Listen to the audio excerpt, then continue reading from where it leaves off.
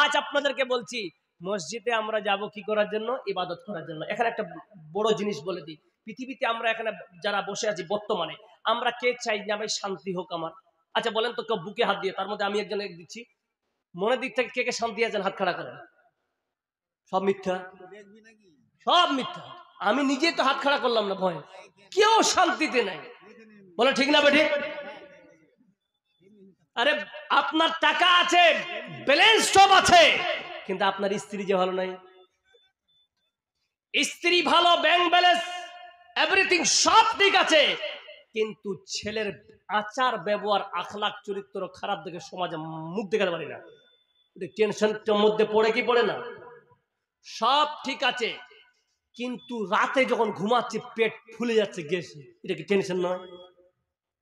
Free মাইন্ডে মত পর্যন্ত কে কে থাকতে চান হাত খাড়া করেন। সেই হাদিস থেকে বলবো, কে কে হাত খাড়া করেন, কে কে চান?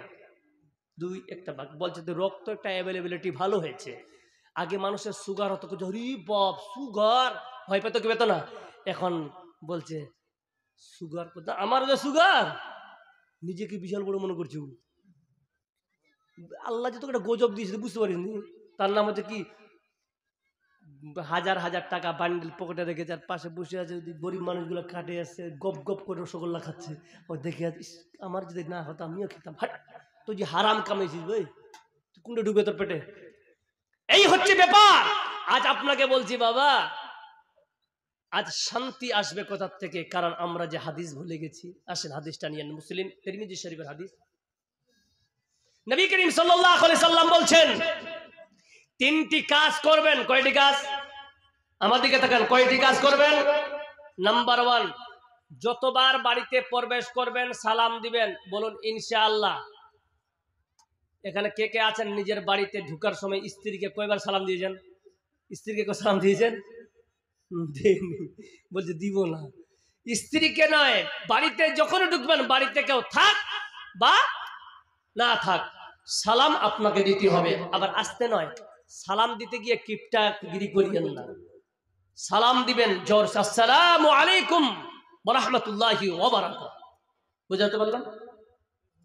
নাম্বার 2, যখন খাবার খাবেন কি বলে খাবেন? কথা বলেন, কি বলে খাবেন? বিসমিল্লাহ। মাঝে মাঝে আমি এই হাদিস নিয়ে আসলাম কেন? ওই জায়গাটা বলার জন্য।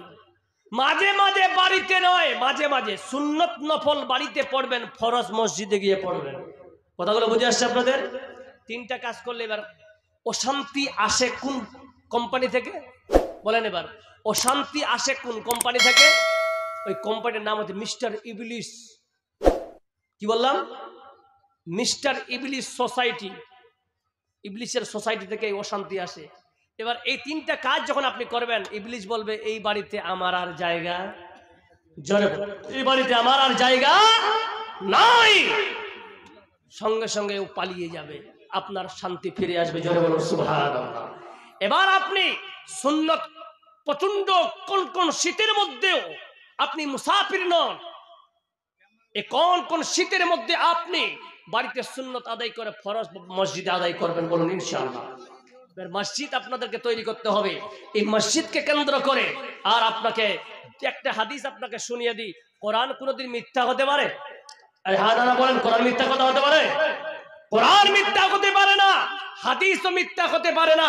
তাই আপনাকে আজকে বলতেছি, জনাবে মুহাম্মদ রাসূলুল্লাহ সাল্লাল্লাহু আলাইহি ওয়াসাল্লাম, উনি যে পুরো 23 বছরের জিন্দেগিতে কোরআন নাজিল হয়েছে এবং কিছু হাদিস সিয়াই সিত্তা, মুসনাদ আহমদ ইত্যাদি কিতাবগুলোতে যে সমস্ত সহিহ হাদিসগুলো আছে, এগুলা হাদিস আল্লাহর নবীর। হানা না জোরে বলেন। এর প্রতি আমল করা আমাদের কর্তব্য, দায়িত্ব কিনা? জোরে বলেন।